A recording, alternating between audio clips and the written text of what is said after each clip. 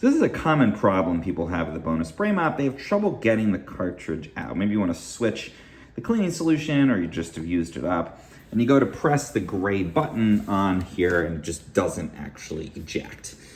So this can happen for a lot of reasons, but it's usually a fairly simple fix. So what you're gonna do is you're just gonna first lay the spray mop down on the floor. That's gonna give you the opportunity to get more leverage.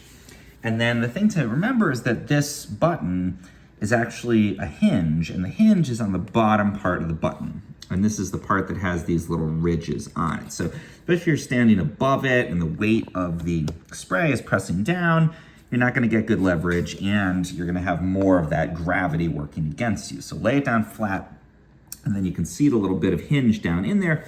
You're going to want to press specifically on the part here towards the bottom, and that's gonna help you to get it out. And if we press hard down on there, you can see that worked, and now I can slide this cartridge out. That's gonna work fine for me. If it's really stuck in there, one thing I've seen people do is very carefully use like any kind of flat, like a thin chisel or something like that, something you're not gonna slip and cause an injury, but just something you can get in there and press down on that little tab under there, which is literally the hinge itself.